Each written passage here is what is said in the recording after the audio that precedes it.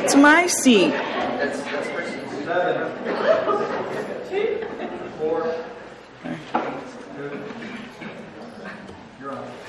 I'm on.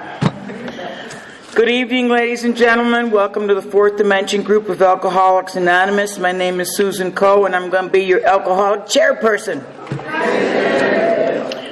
Please help me open the meeting with a moment of silence, followed by the Serenity Prayer.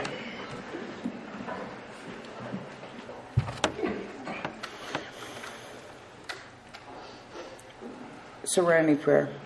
God, grant me serenity to accept the things I cannot change, courage to change the things I can, and wisdom to know the difference. Okay, this is an open meeting of Alcoholics Anonymous. We're glad you're here, especially the newcomers. But in keeping with our singleness of purpose and our third tradition, which states the only requirement for membership is a desire to stop drinking, we ask all who participate to confine their discussion to problems with alcohol. Is there anybody present who's at their first meeting or in their first 30 days of sobriety? I'm Brooke, and I'm alcoholic. Hi, Brooke.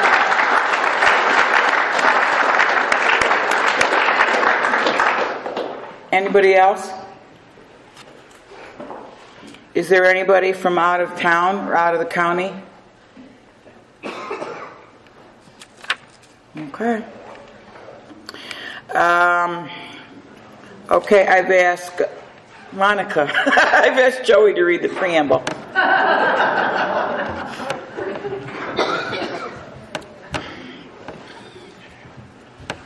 My name is Joe Hudson, I'm a recovered alcoholic. The Alcoholics Anonymous Preamble.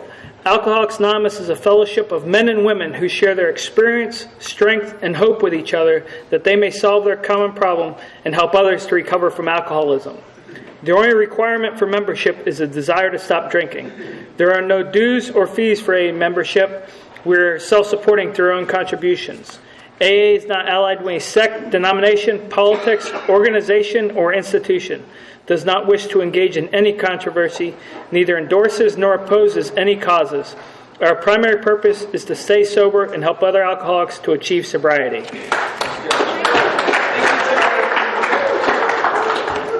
Thank you, Joey. And now Barbara will come up and read the steps.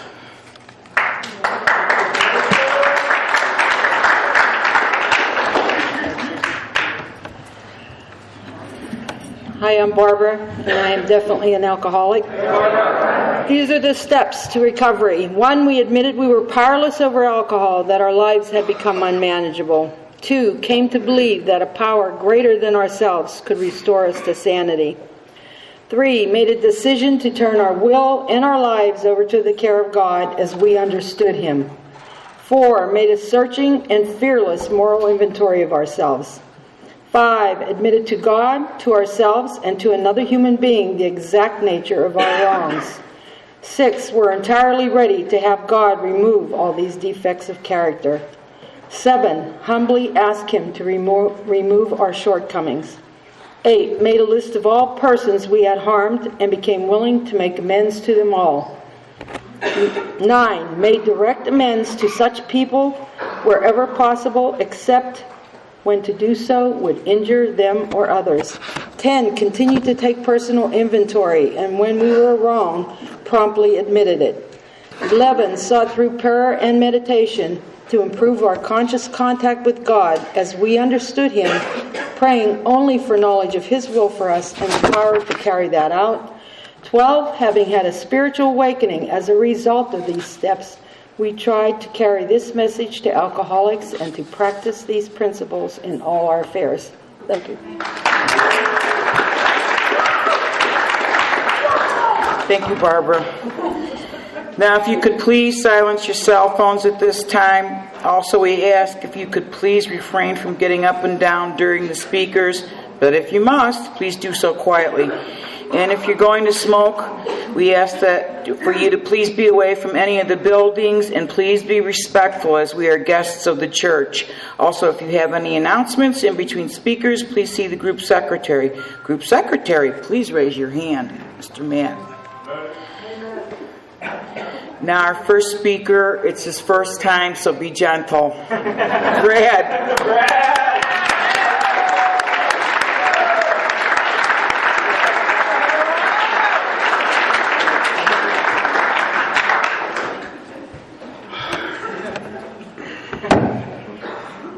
I'm Brad. I'm an alcoholic. I seem to get popped with a lot of things, and this is really a gift to sit here and have a chance to talk to you all briefly about, my a little bit of my experience.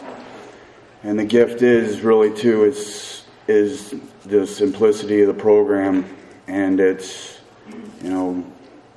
based on a higher power and God and the fellowship, and just bad experiences that you can share with everyone, and everyone completely relates to it. I started drinking at a fairly early age, and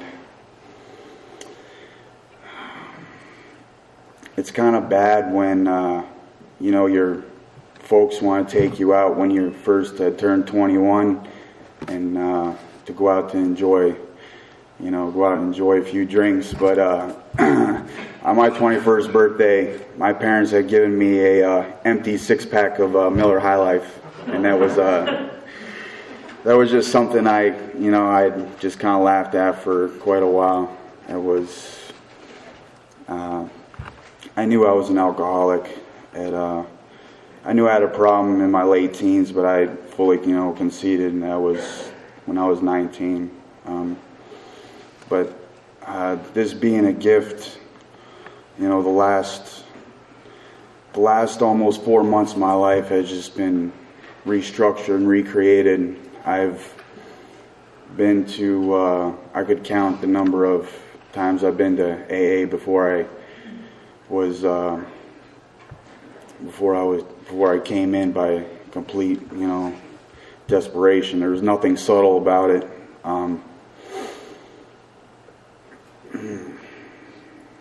Mine went blank.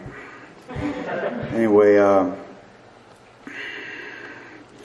last 4 months, the last few years have been by far the extreme and the worst. I remember when I got sentenced to go and listen to go to the AA meetings by court order, and I remember sitting in the meetings and listening to all the speakers and whoever that was sharing their experience and their strength and hope. Now, as I understand that, I just wanted to sit there and tell them, what they were doing wrong. I was like, man, just young, and I knew it all, and thought I had the world, and the unmanageability wasn't there yet. I was very functionable for a very, very long time, and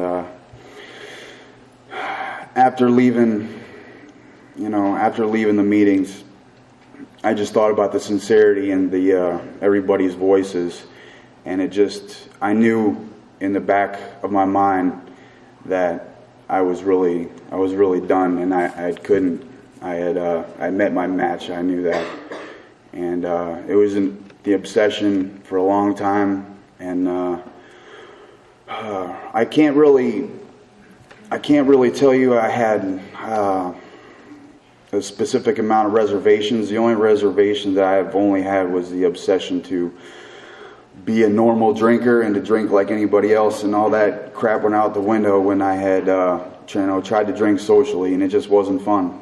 It wasn't fun. I didn't like it at all. After 6 or 7, it was on. But I just I can kind of cook it down to the last few years. Everybody knows about the hard. Everyone's felt the economy in the last 5 years, and it's really took a hit on our country, and everyone's been affected, and I think worse for people with the disease of addiction and so forth. Maybe that's just I'm just narrowing that down to myself because I could no longer afford to pay for my habit. It became difficult. So it was rough, especially in the mornings. I had told myself I was going to be able to control it one day, once and for all, and I was going to do that by getting married, and that was not a choice that I had specifically in mind to try to, defeat my own thinking, but I did, and I had met my. I'm separated from my wife now, but I had met her in a bar, and we were married 2 beers later. So that's how it came about. And I didn't settle down. I didn't settle down. I continued to work, and I had to act. I was a stage actor for quite an amount of years. I would go to work, and I loved going to work. I loved my job, and I just knew that when I got home, it was going to be miserable because the last thing I was going to be doing was drinking myself till after the sun went down, just because I didn't want to go inside and I didn't want to be around anybody. I was really very antisocial, and I had finally, through the desperation and all my yets and listening to all this, remembering the sincerity and the voices that I've heard before, and I remember that now I know that they were right because I had lived all the yets, and I used drugs alcoholically, but alcohol was certainly my master, and I loved alcohol for a long time, but it's just, I'm so grateful to everybody that's shown me support in recovery, and it's just the simpleness of the program. I've always had God in my life, and I've always been a spiritual individual. I had to come into an entirely different relationship with my Creator because alcohol had me licked, so I had to start completely over. And it's different for me now. It didn't take me very long after I was in treatment. And when I had come to the first, step one, I'd had that written down, by the time I was 19, so I just blew by that. And I, wake up every morning and I relive, 2 and 3, and I make the decision to turn my will and my life, because my life was not what I wanted, and I want to live a life that is going to, I want to have God's approval. I will feel like a better person being completely and 100% honest in everything that I do, and whoever I come in contact with, and living and practicing the steps and following the principles, and it's really no simpler than that. And everybody, I know I have my differences, and I'm my own individual, and I just I'm a newborn into Alcoholics Anonymous, and I'm so grateful I can wake up every morning and just be happy with who I am, and happy with knowing everybody in recovery is practicing the same thing, and they want the same thing, and that to me has a depth and weight that I never had before. I thank you all for letting me share tonight.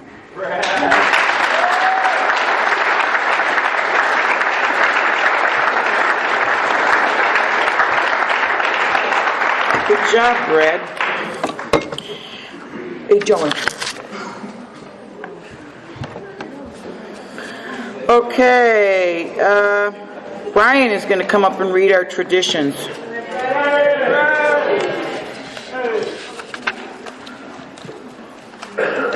There you go. Thanks. I'm Brian, I'm an alcoholic. These are our 12 traditions. 1, our common welfare should come first. Personal recovery depends on AA unity. 2, for our group purpose, but there is one ultimate authority, a loving God as he may express himself in our group conscience. Our leaders are but trusted servants, they do not govern. 3, the only requirement for AA membership is a desire to stop drinking. 4, each group should be autonomous except in matters affecting other groups or AA as a whole. 5, each group has but one primary purpose, to carry its message to the alcoholic who still suffers. 6, an AA group ought never endorse, finance, or lend the AA name to any related facility or outside enterprise, lest the problems of money, property, and prestige divert us from our primary purpose. 7, every AA group ought to be fully self-supporting, declining outside contributions. 8, Alcoholics Anonymous should remain forever non-professionals, but our service centers may employ special workers. 9, AA as such ought never organize, but we may create service boards or committees directly responsible for those they serve. 10, Alcoholics Anonymous has no opinion on outside issues, hence the AA name ought never be drawn into public controversy. 11, our public relations policy is based on attraction rather than promotion. We need always maintain personal anonymity at the level of press, radio, and films. And 12, anonymity is the spiritual foundation of all our traditions, ever reminding us to place principles before personalities.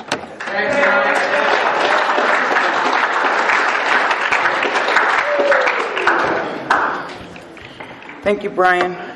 And now Wes is going to come up and do the chips.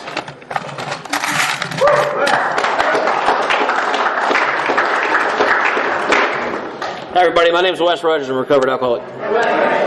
And here at Fourth Dimension we have chips to give out for times of sobriety.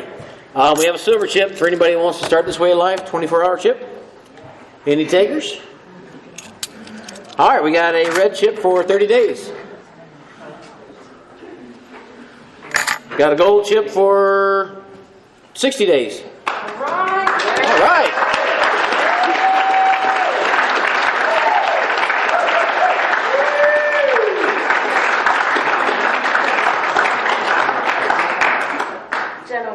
Gently. That's gently. 60 days. Alright, we got a green one for 90 days. And 6 months. Alright.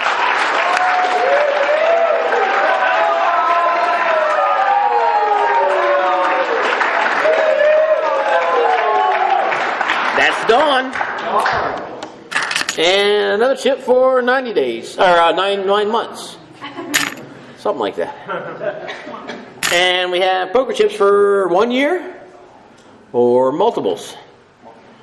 Man, slow night. Thanks.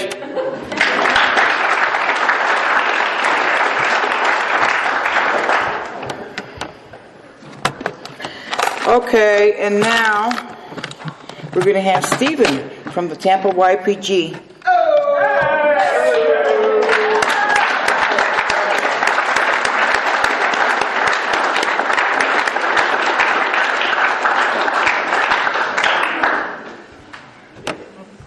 Stephen Alcoholic. I'd like to thank Chris for asking me to come out and speak. Brian for the amazing noise he made for when I walked up here. Speaking is definitely not my favorite thing to do in Alcoholics Anonymous, but I was taught from the beginning, from men in this room, that if the date's available, it belongs to Alcoholics Anonymous, because I wouldn't have the life that I have today if it wasn't for AA. My sobriety date's January 23rd of 2006. I have a sponsor. I sponsor others, and my home group is the Tampa Bay Young People's Group. We meet every Thursday, 500 West Platt Street, Thursday night at 7:30. If you're ever in South Tampa, please come check us out. A few of you guys have already come down there, and we'd love to see you guys, especially Brian. He only comes like once a year. Thank you, Brad, for sharing. You did an awesome job wherever you're at. There you are. Thank you for sharing. I was actually hoping you'd go a little bit longer. You did a great job, and congratulations to all the ladies picking up chips, Jenna Lee and Dawn, congratulations, and welcome back to Brooke. Please, I hope don't let anything I say ever stop you from attending another meeting of Alcoholics Anonymous. You know, I'm just going to tell you guys in a general way what I was like, what happened, and what I'm like today. And you know, I come from New Jersey, from North Jersey, and I come from a very, very large family. You know, and from the earliest age, I don't have a lot of memories of my childhood. I'm not one to go and dig and try to dig things up, you know. But from what I do remember is that my family we were always close. There's like 30 or 40 of us, like aunts, uncles, cousins my age, brothers, sister. I had siblings, and we were always at each other's house doing things, playing with each other. And family was always very, very important from an early age. And you know, my mom, she was a homemaker. She stayed home her whole life and took care of us kids. She had 5 kids, you know, and my mom's whole life was taking care of us kids. And my father was, you know, someone that I looked up to very much. You know, he was a provider for the family. He worked very hard. He just reeked of manhood. You know, he was a epitome of what a man was supposed to be. You know, and I looked up to him. He was always at my baseball games, and I didn't come from a bad family. I came from a very, very good family, and they tried to instill morals and integrity, character, and principles in my life. And as I continue to talk, you guys will soon see I lost those things along the way, but it had nothing to do with my family. You know, I come from a really, really good family. And, you know, I hear a lot of things in Alcoholics Anonymous to the effect of I felt different. You know, I didn't feel like I fit in. And, you know, as a youngster, I didn't really have those words. You know, I couldn't sit there and be like, you know what, I feel different from everybody else.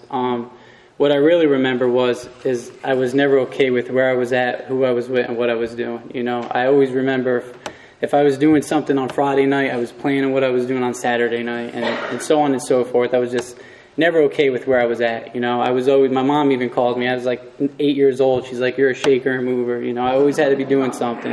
Could never sit still. And, you know, we ended up moving from New Jersey to Florida to follow my mom's side of the family, the big portion of the family. And, you know, it was okay with me. I didn't feel it. I have cousins my age. I have brothers and sisters. We were always together. Things were always going on, and I played sports my whole life. And, you know, things started to get a little strained in my household after I moved down here. I was 7. You know, I used to think I was like 12 years old when I moved here. But my cousin, he's also a sober member of Alcoholics Anonymous, and I heard him speak once, and he said he was 6, so I must have been 7. So that's how I picked up on. I told you, I just wasn't with it, man. I've never been with it, you know. And basically, you know, I didn't take my first drink until I was 13. You know, I held out for as long as I possibly could, you know. And at 13 years old, at this point, I'm continuously getting in trouble at school. You know, teachers like to label kids like myself with ADD. You know, what I come to find out is I just couldn't pay attention to anything outside of myself, you know, and that was the bottom line. If the teacher wanted to talk to me about how good I was doing, I was attentive, you know, let's have a conversation. But if something else was going on, you know, I just couldn't pay attention, you know, selfish and self-centered to the core. And I was continuously getting in trouble as a young kid at school with just not being able to sit still, you know, being a class clown, trying to be a jokester.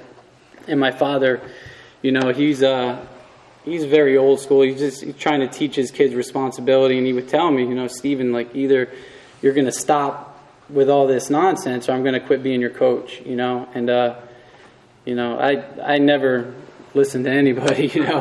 And eventually he stopped being my coach, you know. And when I look back at my life, I'm still this way, you know. I'm a feelings guy. I'm not a facts guy, you know. And the feelings that I got from that is I didn't like it, you know what I mean. I felt bad, and when I feel bad, I want to do something to get out of myself, you know.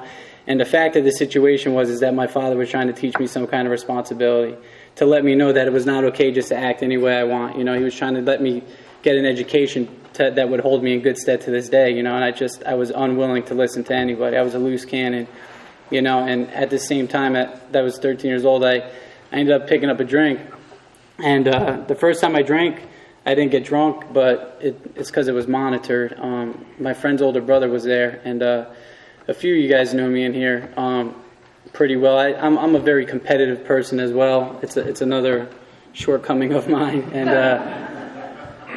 I was playing quarters the first time I drank, and I've never drank before, so obviously the object to me was to make it, to win. You know, I wanted to make my friend drink, and my friend got lit. You know, he was wasted, and he was crawling around on his hands and knees pretending he was a lion, you know. And we were 13. I mean, we weren't even 100 pounds soaking wet, you know. And the memory I have from that day, I mean, he was crawling around, hands and knees. He ended the day with his head straight down, water hitting him in the shower, and I'm looking at him like, man, I want to feel like that, you know. For a normal person, I'm sure they wouldn't want to feel that way, but to me it was very appealing. You know, I was like, he looks like he's having fun. And a couple months later, I had my time to shine. You know, and it was 2 quarts of Budweiser. You know, I was always a very, very small guy for my age. Ninth grade, I don't even think I weighed 100 pounds. You know, I was 13 years old, this little kid, and had 2 quarts of Budweiser, man, and you know, the thing that makes me bodily and mentally different from my fellows occurred. And we were hanging out in the corner in the suburbs and drinking quarts, and at this time I remember all of a sudden I remember sitting there, and I'd always be a little shy, introverted when it came to the girls, and I'm yelling at girls driving by a mile away like, hey baby, come back, you know, I gotta tell you something. And I started doing things and saying things that I've never done before, you know, and a great friend of mine from over in St. Pete by the name of Chuck S. used to say, I mean, I've heard a lot of people explain it, but he used to say that it took away his ability to care, you know, and that's exactly what alcohol did for me. I didn't care about nothing. I didn't care what people thought.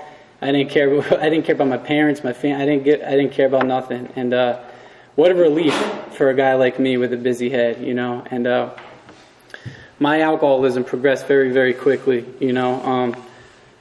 It stood in the way for me being able to accomplish any kind of normal things in my life, you know. And I mean, if you're acting out in school and you have behavior problems and you throw booze on top of that, you know, it's not a good combination. And my parents at this time, they don't know what to do with me, you know. I'm 13, 14-year-old little punk, thinks that I know everything. And you know, at this time I have an older brother, a younger sister, and 2 little brothers, and my brothers at this time are probably 5 and 2 years old. They're just little kids, and I'm wreaking havoc on my family's house. You know, I'm coming home at all hours of the night. I'm doing whatever I want, and this is immediately after I started drinking. You know, sports immediately went out the window. You know, for me, alcohol was very, very important. You know, if alcohol did for you what it did for me, you'd want to drink all the time too.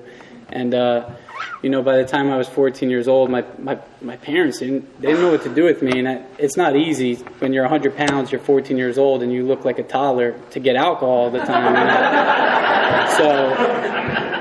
So we would do whatever we could. You know, I had an older brother. Sometimes if I was nice to him or did a favor for him, he'd buy us booze, or we'd wait at the gas station, or we'd steal it, or we did whatever we had to do to get booze. You know, and by this time, when I was around 15 years old, like, things started getting really, really bad. I started skipping school on a daily basis. I think when I was 15, I think I missed like 95 days of school, you know. And I remember I'd always have the plan to go, but as soon as I got there, people would intervene and be like, let's go and do this. You know? So I'd always end up leaving. And when I was 15, basically my family, it's becoming very, very strained at home, you know. You have this unruling child just doing whatever he wants, and they're trying to set an example for their other children. And I'm also straining my mother and father's relationship, because my mother would always try to protect me. You know, my father and her would get in a fight over it, and you know, I was just straining everybody's relationship around me, you know. And I always thought that my actions weren't affecting anybody but myself, you know, and they weren't affecting anyone. The only reason it had any effect is because you were making it a problem, you know. If you didn't say anything, it wouldn't be a problem. And, you know, by the time I was 16 years old, I was a high school dropout, and my parents caught wind of this thing called Baker Act at this point. And they were trying many, many ways. You know, my mother, she lost a brother to this illness 6 days before he turned 21 years old. And, I mean, my mom, she tried everything she possibly could to save him, you know. And unfortunate thing about us alcoholics is we're beyond human aid, you know, and she couldn't do nothing, and he passed away, and now she's seeing her brother and her son, and she don't know what to do, and so they started Baker acting me. I would come home loaded off like whiskey and barbiturates, and in a complete like in and out of blackout, and the cops would come. And when the cops would get there, I was like without defense, you know. I couldn't talk myself out of it. I was belligerent, you know. I was like, "I'll kill you." And they end up taking me into the therapist or the psychiatrist or whoever you go see when you get Baker acted, you know. And they'd always ask me like, "Why are you trying to hurt yourself, man? You know, why are you trying to kill yourself?" I'm like, "I'm not. Like, what are you talking about?" Like that was ridiculous. That was ludicrous, you know. I was just trying to have a good time, you know, like normal people don't take 22 Xanax and drink a bottle of alcohol. I'm like, what are you talking about? I know plenty of people that do that stuff. And eventually they would let me out because they could only hold you for 72 hours, you know. So that year I was, I went everywhere. I mean, St. Joseph, I went to so many, I've been Baker acted like 8 times that year. And anytime I'd come home a little bit wasted, they would call the cops. And because they just didn't know what to do with me, you know. And at this time I was real into the mixture of barbiturates with alcohol. So I would do a lot of stupid things. I'd black out and wake up in my bed with a whole bunch of other people's belongings around me. And I didn't know how it happened, you know. And you know, my father found all this stuff. You know, you're not the smartest criminal in the world when you mix alcohol and barbiturates together, you know. He leaves stuff laying around everywhere. And my father found it, and at 16 years old, he gave me an ultimatum. You know, he said, "Stephen, you're either going to go to jail or you're going to go to rehab," you know. And I definitely don't claim to be the brightest guy, you know, but I was like, I'll go to rehab, you know. It sounds like I didn't know what it was, but I was like, it sounds like a fair deal, you know. Let's go check it out. And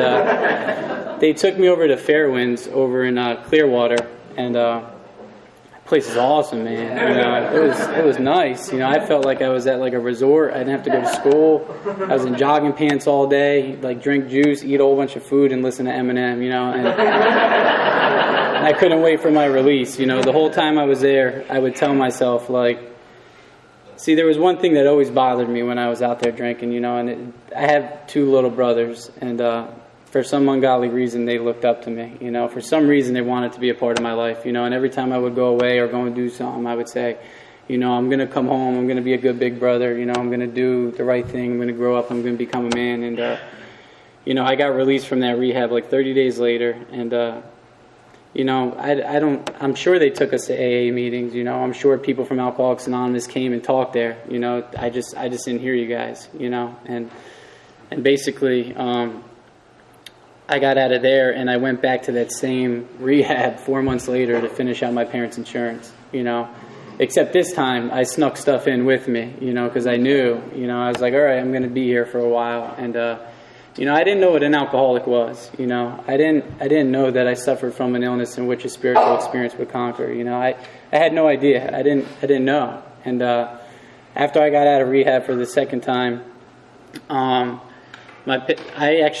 went and ended up going to live with my grandparents for a while because my parents just didn't know what to do with me. And, you know, I tore them down as well. You know, I remember I would be sitting outside like my grandparents' bedroom and listening to my grandfather fight with my grandma. Like, we need to get him out of here, you know. And they're fighting over me now too, you know, because I would lie, cheat, steal, rob, leave, just do whatever I wanted, you know.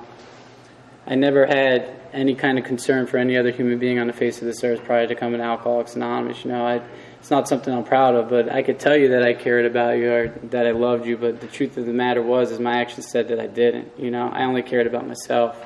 And,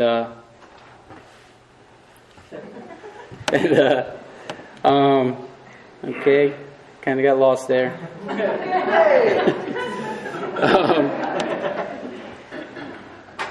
Okay, I got out of rehab for the second time. I could always say that, right? Then I ended up going back to my parents' house, and at that point, the same story. You know, my parents just didn't know what to do with me. My little brothers are being witness to this stuff, and the condition I was in, my little brothers could easily have found stuff on the ground, put something in their mouth, and died from. You know, and my parents would find things on a regular basis. You know, when they did, it wasn't like, oh, thank God no one found that. You know, thank God the little kids didn't. It was like, give me it back. You know, I need that.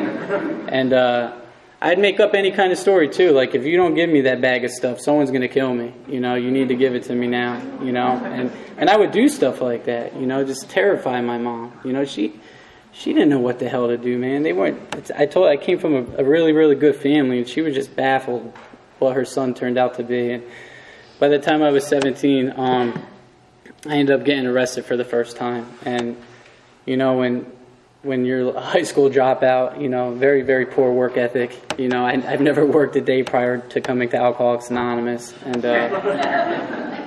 you know, Baker acted a ton. Like, that's my resume, and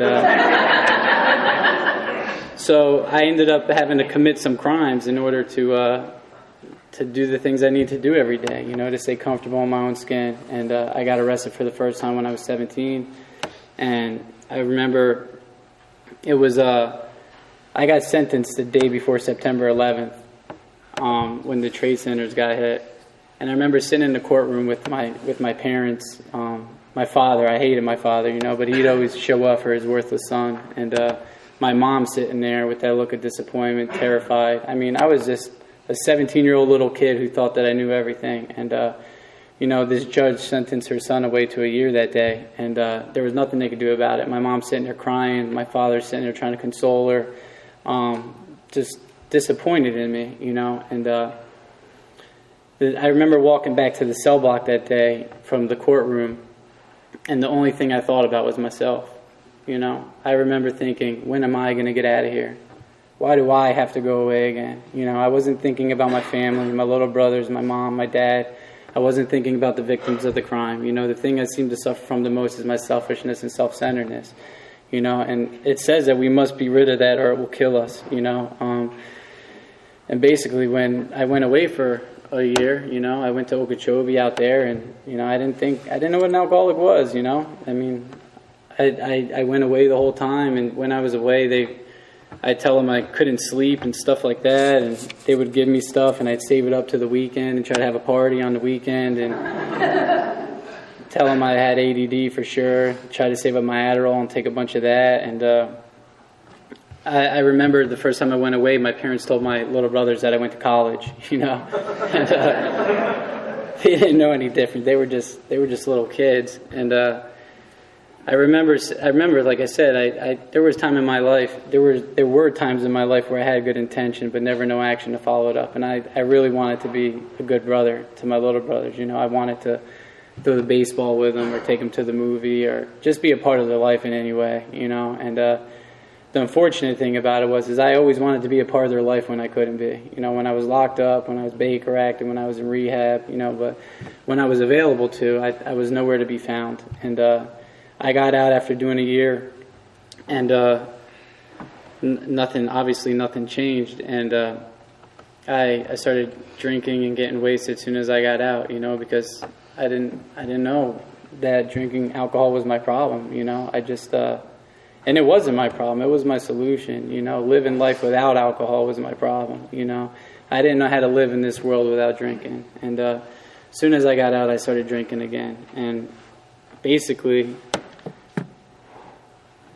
I ended up ripping and running for another year and a half. My parents let me come back to their house. I was 19 years old when I got out, and they let me come back to their house, and they would afford me with every opportunity I would need in order to get ahead in life. And all I had to do was to follow a few simple rules. You know, all I had to do was be a responsible just don't drink every day. You know what I mean? Like, take a shower, you know, like, don't steal from us. And I couldn't do it, you know. And eventually I ended up using them up as much as I could until they threw me out. And then I ended up moving back down to Tampa, because at that point they moved up to Spring Hill, because when I got arrested the first time, they were ashamed, you know, of how I got arrested and stuff. And so they moved up to Spring Hill. And basically for that year and a half, I just was couch surfing. You know, I would find a place to sleep, and I'd use the people up until they told me to go, and then I would go on to the next person. And I'm still not working. Basically, I would just wake up every single day just trying to get loaded. You know, trying to get loaded. I needed to get wasted, and I just wake up and take from the world. You know, by the time I was around 20 years old, I ended up getting in trouble again. And, you know, I thought I'd never get arrested again is what I thought, you know. I always wished that I could be like a smart criminal. I just wasn't. You know. Very impulsive kind of guy, you know. And I got arrested again when I was 20 years old. And, you know, when I got arrested this time, my dad, like at this point, I hated my dad. You know, I couldn't stand. He was at the top of my fourth step when I made it to the rooms of Alcoholics Anonymous. I couldn't stand him, you know. And he would take his worthless POS son every month to court. He made sure I got dressed, combed my hair. I mean, I was useless, man. You know, I was 20 years old and I was useless, you know. And it's kind of funny how I couldn't see my life as being unmanageable or had a problem, you know. But at the time, I didn't. You know, I was like, get off my back, man, you know. Court's not for 2 hours. Let me sleep. And he would take me every month. And after the 6th month, I remember our lawyer had came up to us at that point and was like, Mr. Holloman, we got some fantastic news for you. And, okay, what is it? And he was like, we're going to go ahead and get you 4 years probation, you know. And that was amazing news to me, you know, because that meant I got to go home that day. You know, I didn't have to go anywhere else. You know, some people get excited about a new car, maybe a house or a relationship. I get excited about 4 years probation. You know? And that's just because that's how I was living. That's how I was living at that time, you know. And my parents would let me live with them again. I went back to their house, and by this time, my parents had to purchase a safe to put in their home, and it's not because they live in a bad neighborhood. I'll tell you that much. It's because their own son was taking and grabbing and pawning and doing whatever he could with whatever they had. You know, I remember some nights where I'd wait for my father to fall asleep, and I'd wait to hear that real heavy breathing to try to go into his room and steal out of his dresser drawers. You know, and being terrified, but I knew if I got it, I'd be okay. If I got just an alcoholic with no tools of recovery, man. You know, just out there, grinding it out, man. You know, grinding it out. And after I got 4 years probation, I lasted on that for 4 months. And the only reason it took 4 months is because it took them 4 months to UA me. And you know, my probation officer at the time told me, Mr. Holloman, we're going to go ahead and give you a UA at this point. We made sure everything's out of your system, all that stuff, you know. And I was 21 years old at the time, maybe 20. I'm not sure. I don't know. But I remember sitting in my parents' bathroom, getting loaded before going to go see my probation officer, looking in the mirror, disgusted, saying to myself, "What can they possibly do to me to make my life any worse? You know, what can they possibly do?" I hated myself. I was 21 years old and I was completely hopeless. You know, I didn't want to live no more. I didn't contribute nothing to life. You know, I had I was just dead. And then they sent me to prison, and I cared. You know, and I always care when it's too late. And this time, when I got sentenced to prison, you know, I remember going back to the courthouse, or to the jail after I got sentenced, and I was calling my parents, and I was calling them to let them know that I was pissed at them, you know, because it was their fault I was going to prison. They didn't get me a good enough lawyer, you know, and this is what I really thought, you know. I'm not joking with you guys. I really was calling them to tell them, like, if you got me a good lawyer, this is ridiculous. I shouldn't be going to prison. I should be back on probation.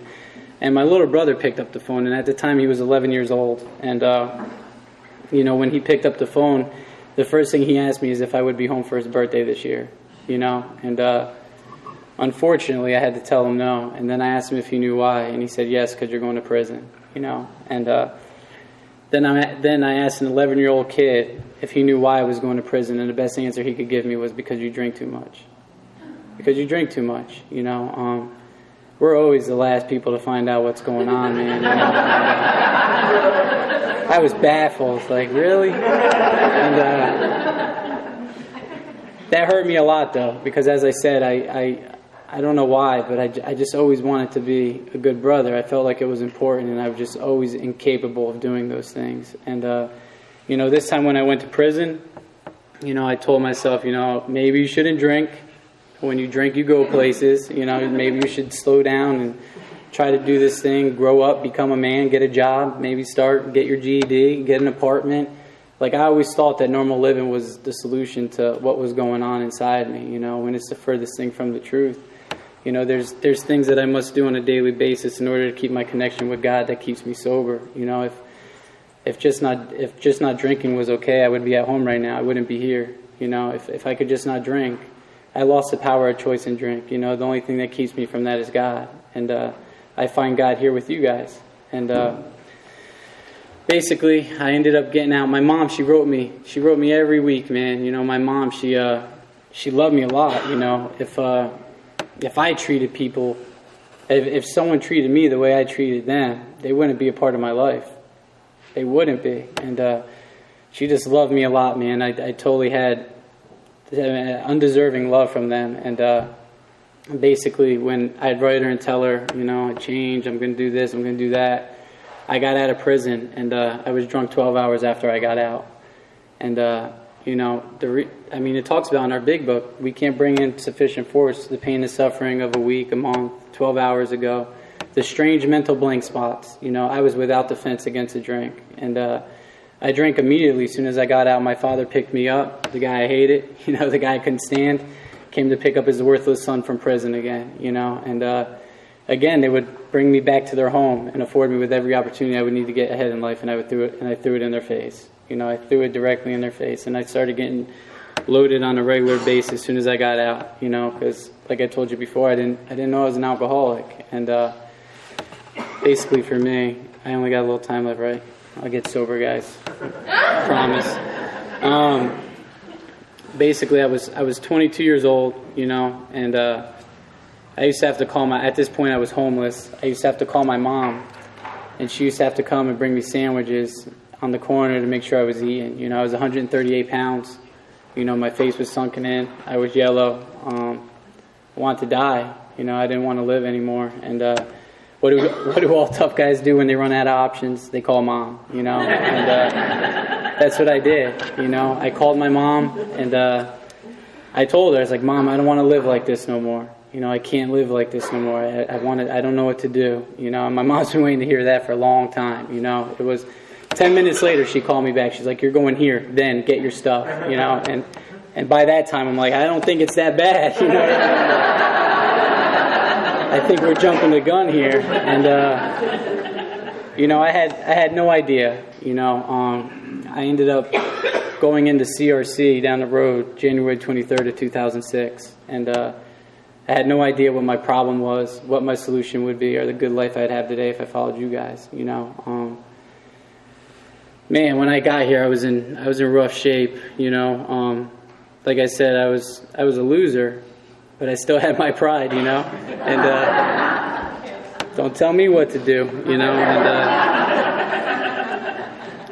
I couldn't look at people in the face, you know, when I got here. Chit chat, you know, I couldn't talk to people. Current events, I didn't know what the hell was going on in the world, you know. I was completely consumed with myself, man. You know, totally, completely uncomfortable. You know, and thank God for some of the guys in this room tonight. You know, because they saw a new guy and they did what they were taught here to do in the program of Alcoholics Anonymous, which is stick their hand out. You know, and they pulled me into the middle of them, and I wouldn't be here if they weren't there. You know, and these guys were busy. You know, some of these guys had their own wives, they had children, they had a career. And they made it a point to pick me up every single night and bring me to a meeting of Alcoholics Anonymous, just some 22-year-old little punk. And, you know, if it wasn't for that kind of stuff, I wouldn't be here today, you know. And I believe that I'm forever in debt for the people that helped me when I first got here. You know, what if they didn't feel like going to a meeting that night? What if they weren't there to stick their hand out to me? I might not be here today, you know. And that's why it's very important for me to still attend meetings of Alcoholics Anonymous on a regular basis, you know, to look for the new guy, you know, because there might be another Steven out there that feels completely uncomfortable and don't know what to talk about, you know, and I didn't know what was going on, man. And, you know, my first step for me was very, very easy, you know. My life was a wasteland, you know. There was not one area in my life I could look at and be like, you know what, that's going well over there, I'm going to leave that alone. Like, my sponsor, he knew, you know. There's not a lot of debating going on, you know. If I had somewhere else to be, I would have been there, you know. I explored every option possible, trust me. You know, I was homeless. I've done everything. I tried different combinations. I was done, you know. And basically, I had to go through the second step. I don't think I have enough time to go through them all, but you know, if it wasn't for the people here, like I was talking about, I came to believe because I believed in the people of Alcoholics Anonymous, you know, and I turned my will and my life over to the process of the steps. You know, my 4, 5, 6, and 7 were very important to me, and you know, when I did them, I remember after I did, I was terrified to do my 4th step. You know, I remember I was going to drop it off to my sponsor because I thought it was kind of like a book report. I told you I wasn't with it, man. You know, I didn't know these things were up here. You know, I did it, and then I drove to his house to hand it to him, and he was like, "All right, let's go inside and start reading it," and then terror gripped me. You know, like, I thought you were going to let me know how I did. And you know, what ended up happening was he ended up sharing some of his experiences with me, you know, and he was bad, you know what I mean? I thought I was bad. I was like, oof, I need to get a new sponsor. He was like, and for the first time, I remember I went home and did 6 and 7. For the first time in my life, I felt like, you know, I felt like I belonged here in Alcoholics Anonymous and that I could make it. And for the first time in my life, I felt comfortable. I felt okay, you know, and those comfortable sober didn't make sense to me, you know, because I was never comfortable when I was sober. And I started to feel God, you know, I started to feel what Alcoholics Anonymous was all about. And then I went through my 8th, 9th, 10, 11, and 12. And amend real quick is one of the big ones I tried to do as my sponsor. He made me basically write a letter to the state of Florida and file for a full pardon to be forgiven for my felony convictions, because there's a lot of them, you know. And I haven't heard anything back yet, but I did the footwork. I did it. It was about 3 years ago when I did that, you know. I really want to vote, you know. I want to know what that feels like.